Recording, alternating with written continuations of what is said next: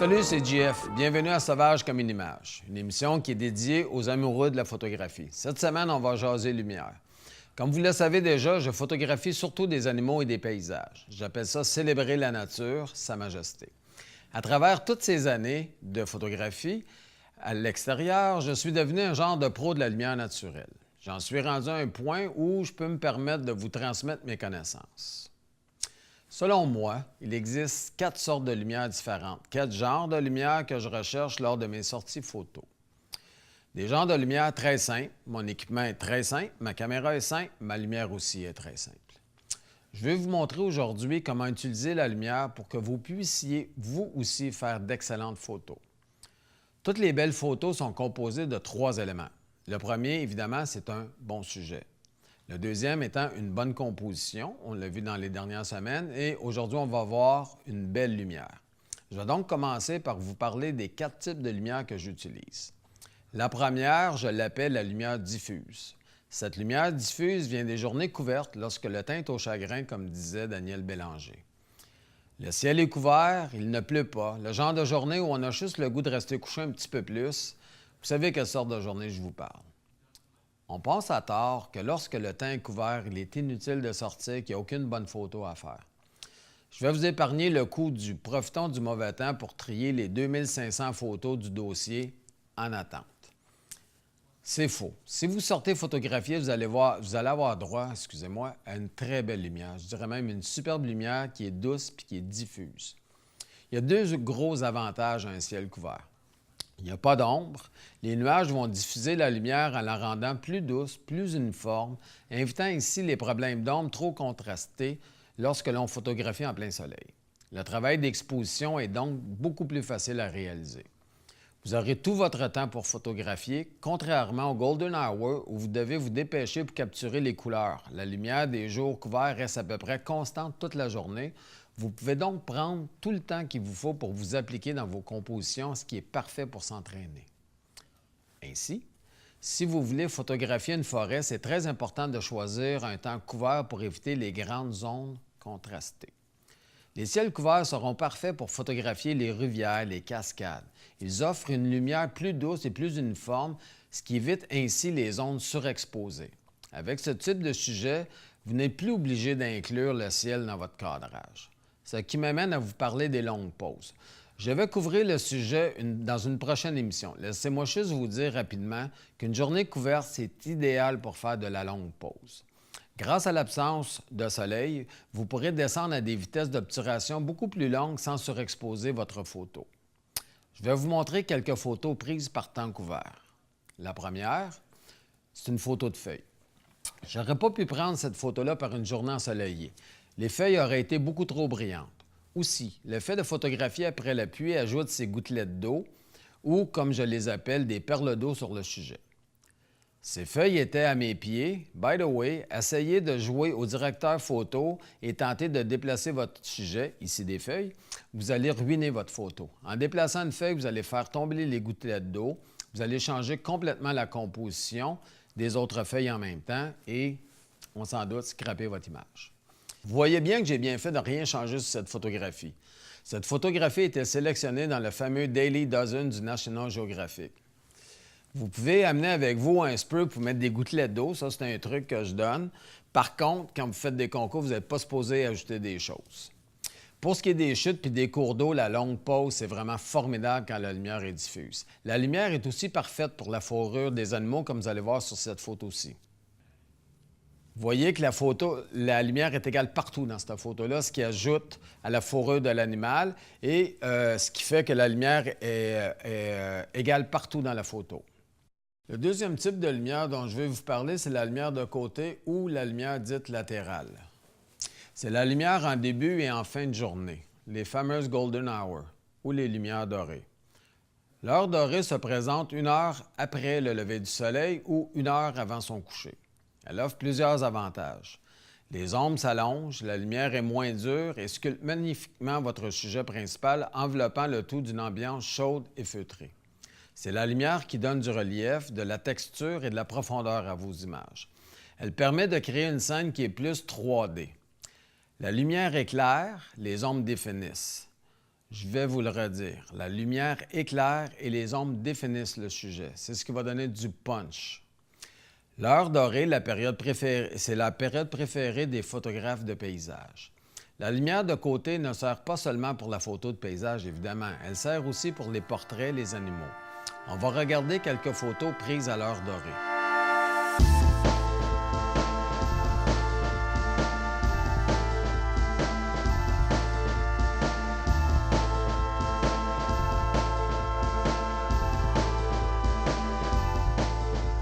Le troisième type de lumière que je recherche, c'est le contre-jour. C'est la lumière qui vient de derrière le sujet. C'est probablement la lumière la plus difficile à travailler parce qu'on regarde directement vers le soleil ou la source de lumière. On travaille donc face au soleil. Lorsque la lumière vient de face, il est souvent difficile d'arriver à un bon résultat. En effet, l'écart de luminosité entre le soleil et le sujet est bien trop important pour pouvoir enregistrer sur le capteur de l'appareil photo. Un bon moyen de contourner le problème, c'est de créer un effet de silhouette avec un ou plusieurs éléments du paysage. Pour cela, vous devez choisir des éléments avec une forme qui est caractéristique, soit un arbre, un animal, une ligne de crête, des choses du genre, et d'ajouter votre exposition en conséquence sur la lumière de l'arrière-plan. Voici donc un exemple, un oiseau à contre-jour et un papillon.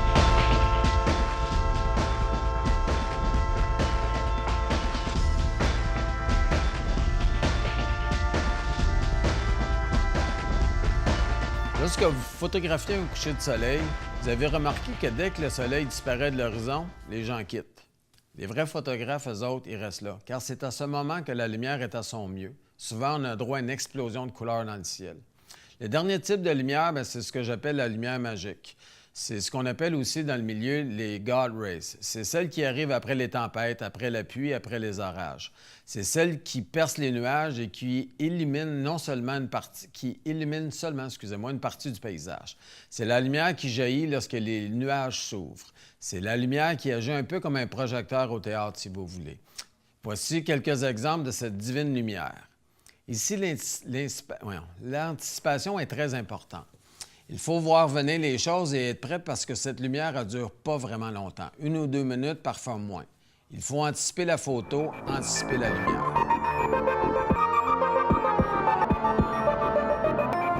Bonjour Sylvie. Allô, Jeff. Ça va bien? Ça va, toi? Oui.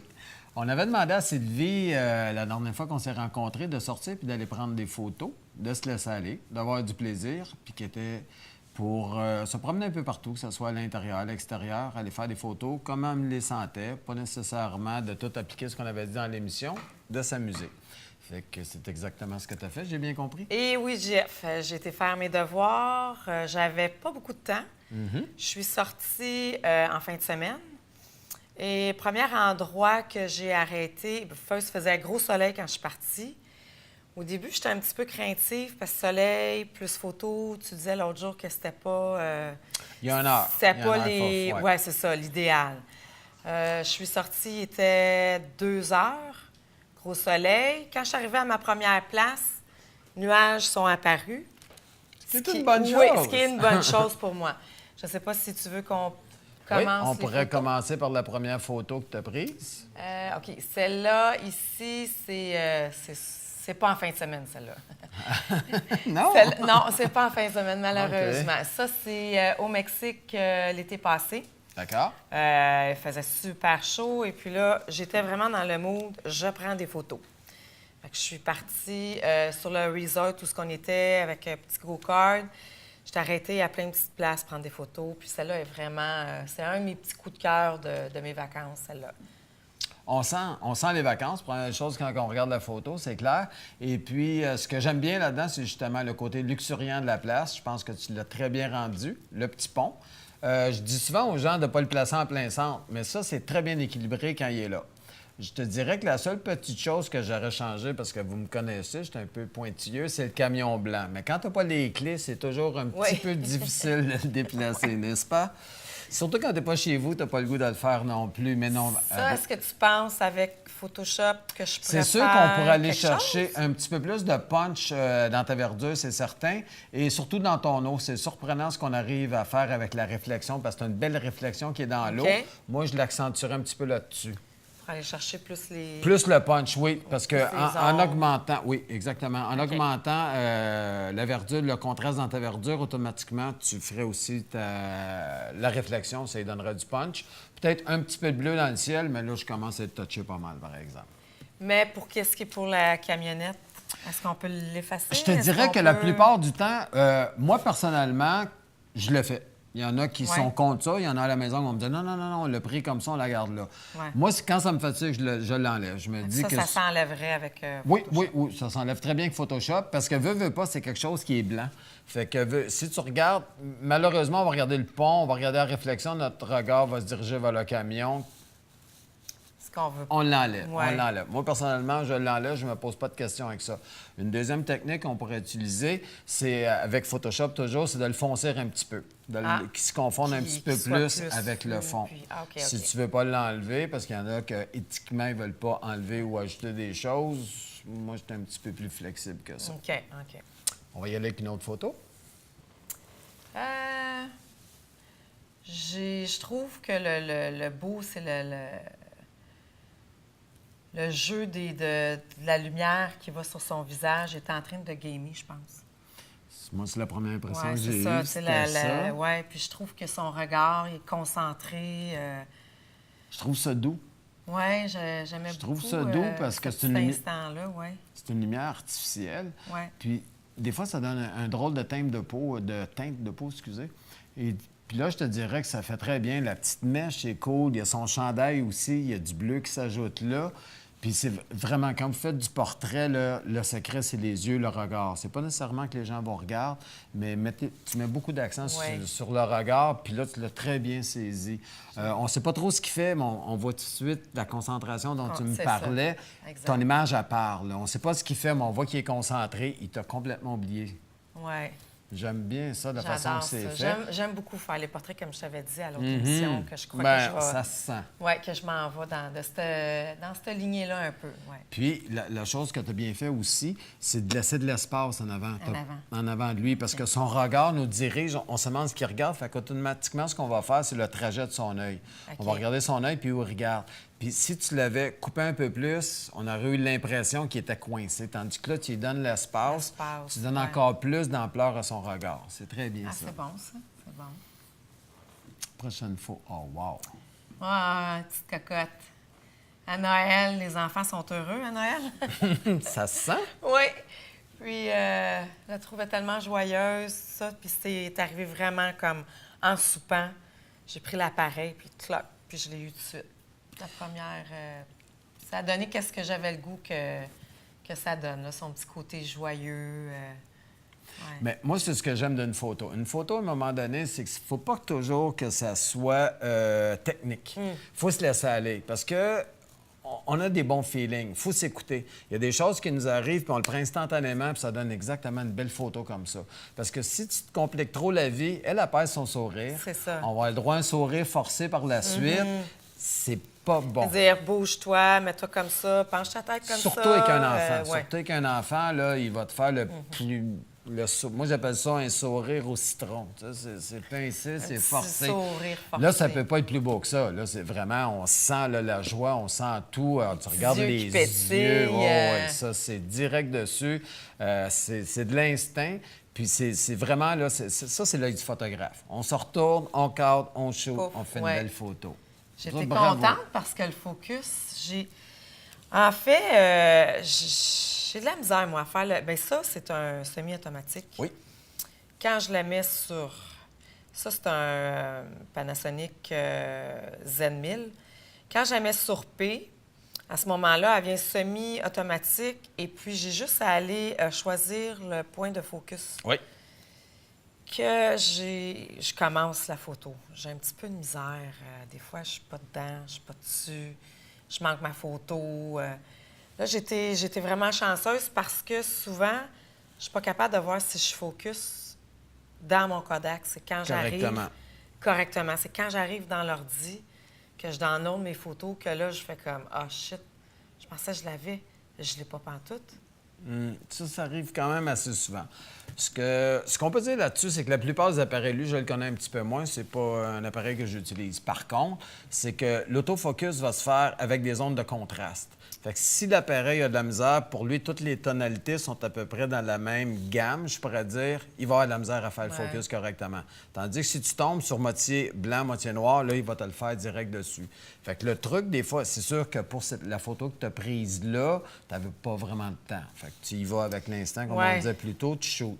Quand tu as le temps, ce que tu peux faire, par contre, c'est de prendre la photo puis d'aller dans une zone que c'est plus facile pour ton appareil de faire le zoom, si tu le fais automatiquement, et de recadrer. Fait que tu regardes ton doigt à demi enfoncé, le zoom se fait où c'est facile pour l'appareil. Puis après ça, tu vas te replacer exactement comme tu voulais cadrer et tu cliques. Bon truc, je vais essayer ça. Ça fonctionne bien. Oui, je vais essayer ça. Mais là-dessus, c'est ça, j'avais été chanceuse. Les devoirs, ça, c'est... Je voudrais juste te corriger. Oui, il y a un facteur chance, mais tu as fait une belle photo. C'est pas l'appareil qui a pris la photo. Oui, non, tu as bien réagi, tu étais prête à faire la photo, tu as shooté, tu es allé d'instinct. Il y a un facteur chance, mais il y a un facteur que c'est toi aussi. La personne en arrière. Voilà. Merci. Parce qu'il n'y a pas un appareil qui prend des belles photos. Merci, JF. Là, c'est ça. Ça, c'est mes petits devoirs que j'ai faits en fin de semaine. Oui. Là, j'étais là, my God, je vais aller où l'hiver?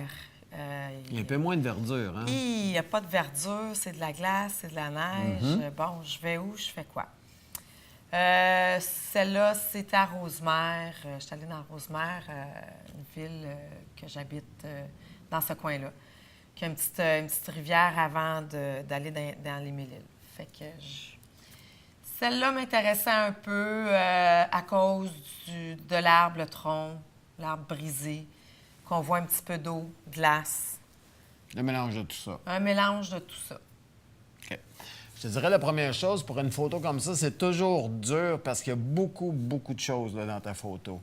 Il y a un paquet d'arbres, on voit des maisons à l'arrière, il y a la branche qui est là, il y a le cours d'eau qui est là, et tu as le fait aussi que tu prends des photos d'hiver.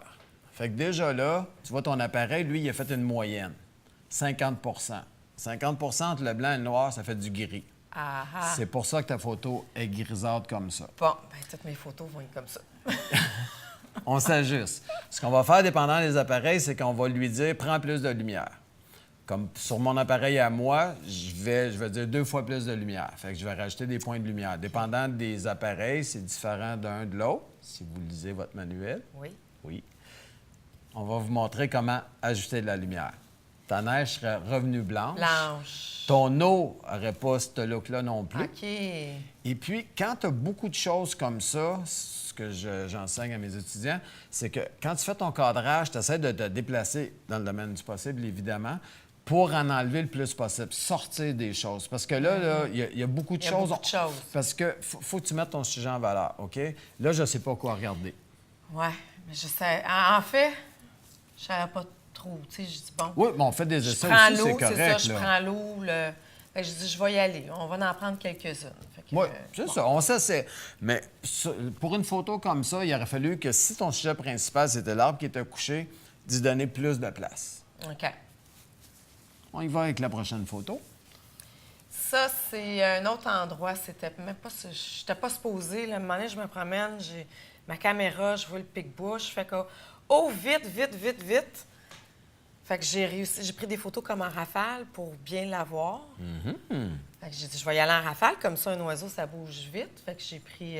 ça a donné ça ici. Tu vois, ton instinct, c'était le bon. Quand on photographie des choses qui sont en mouvement, rarement, très rarement, on va réussir à le faire comme il faut du premier coup. C'est ça. Il faut être chanceux. Il ne faut pas être bon, il faut être chanceux. Fait que ton idée de la rafale, c'était parfait. Tu vois, la seule chose que je changerais un petit peu, mais qui se travaille très bien, parce que l'oiseau est superbe, il est de côté, on le voit très bien. Le fait que son bec frappe, on sait tout de suite que c'est un pic. Et tu peux avoir un cadrage naturel avec la branche qui est à notre droite, à nous autres, probablement à votre gauche à la maison. C'est que tu vas resserrer, ce qu'on appelle cropper. Fait qu'on va aller vers l'animal puis on va le placer, nous autres, correctement dans l'image. Mais quand vous photographiez comme ça des animaux, des choses comme ça, on ne peut pas toujours les placer exactement comme on veut. Ça vient à force de faire de la photo.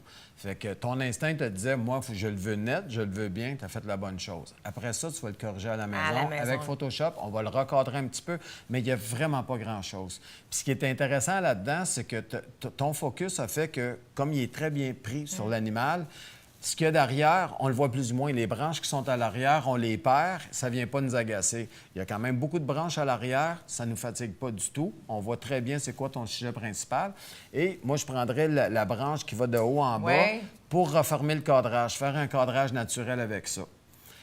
Pour le reste, je te dirais que c'est une très belle photo. La petite touche de rouge fait que notre œil va là, va pas ailleurs. Dessus. On va commencer par regarder exactement sa tête, son œil. On descend tranquillement sur le corps. Ton point de focus est parfait. On voit bien son plumage. C'est une très belle photo. Belle, cette photo-là. Oui, bien. Du beau travail. Merci. La suivante. On a beaucoup. Ça, c'est... J'ai dit, je vais les amener juste pour avoir un peu de... Ce que j'aimais, c'est que l'oiseau qui est en vol, mais il n'est pas bien placé. Bon. Je te dirais qu'il n'est pas bien placé. Il est bien placé, mais c'est parce qu'il se pousse de toi. Je suis sûr qu'il est plus beau de face. Oui, exactement. Il serait beau. Ça, c'est le problème avec les oiseaux. Quand tu fais de la photo d'oiseau, l'oiseau, quand il se pousse, parce qu'il se pousse de toi. Fait que ce qui arrive, c'est qu'il ne va pas vers toi s'il se pousse de toi. Il s'en va de direction inverse. Quand tu arrives à l'avoir avec les ailes ouvertes, ça donne un autre style de photo. Sinon, ben c'est ça. Ça fait une belle photo, le fun. Ça nous rappelle un beau souvenir. C'est un exercice. J'ai dit, je vais m'exercer, mais c'est... Mais par contre, c'est pas facile, il est en focus. Non. Oui. Puis c'est à force d'en faire que tu vas développer ton œil de photographe. Mais je pense que tu as bien réussi. Moi, j'ai fait mes devoirs. Tu as plus que la note de passage. Merci. Ça a très bien été. Merci. Fait qu'on va te donner un autre challenge. Oui, va être donc. Ben, à la prochaine.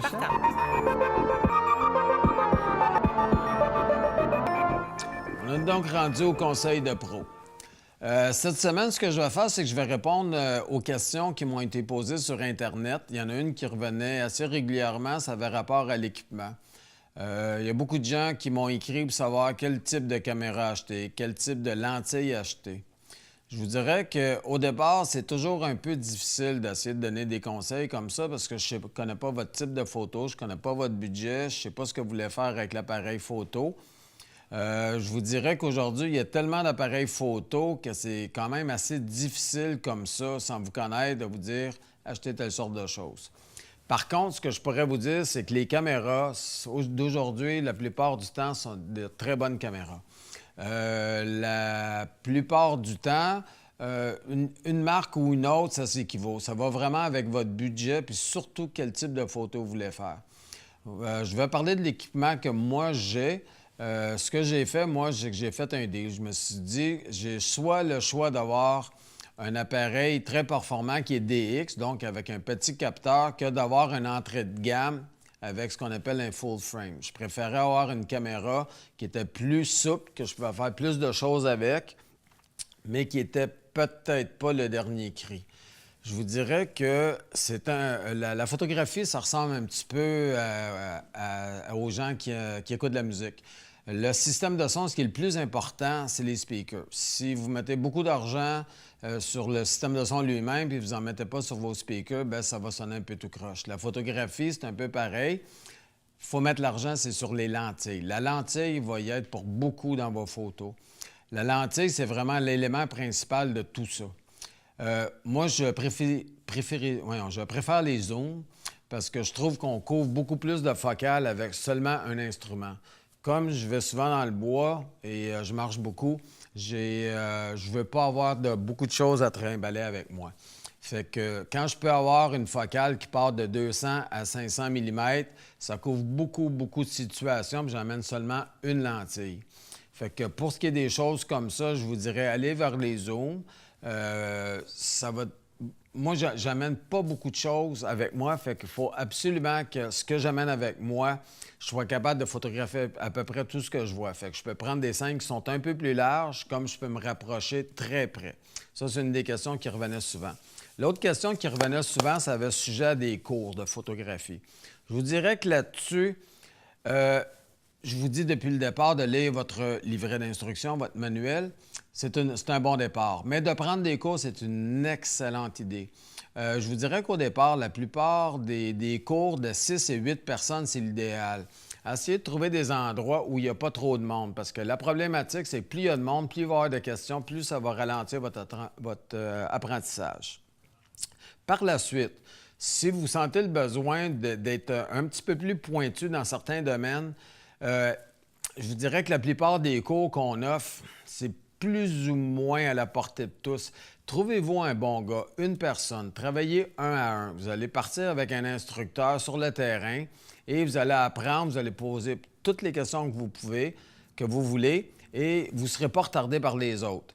Vous allez apprendre beaucoup plus rapidement, vous allez gagner du temps et souvent ces gens-là vont vous donner ce qu'on appelle les trucs du métier et votre photographie va progresser beaucoup plus rapidement. Ça, c'est certain, c'est un bon placement. Évidemment, si vous avez les moyens, bien, c'est de vous payer une semaine de photos. Il y a des instructeurs, des photographes qui amènent les gens une semaine à l'extérieur et on fait de la photo du matin au soir. Ce qui est le fun avec cette façon-là, c'est que vous allez apprendre à faire des photos et vous allez surtout apprendre comment, après ça, travailler vos photographies. Donc, la plupart du temps, si je me fie au stage que je fais, c'est qu'on fait de la photo toute la journée. Rendu le soir, je vous aide à sélectionner les meilleures photos et après ça, on s'assoit, on travaille avec Lightroom, on travaille avec Photoshop, on va chercher le meilleur de vos photos. Fait que ce qui arrive, c'est que pendant une semaine, vous allez photographier, vous allez apprendre à corriger vos photos et tranquillement, vous allez apprendre surtout à faire une sélection très rapide de photos. Parce que quand on fait de la photographie, vous le savez, on prend beaucoup, beaucoup de photos. Puis malheureusement, on regarde ces photos-là parce qu'on n'est jamais sûr de celle qu'on devrait garder versus celle qui est presque bonne. Fait que vous allez apprendre à séparer tout de suite les bonnes des moins bonnes photos. Et vous allez revenir avec de superbes photos. Vous allez apprendre avec un professionnel sur place et surtout, en peu de temps, vous allez améliorer votre photographie.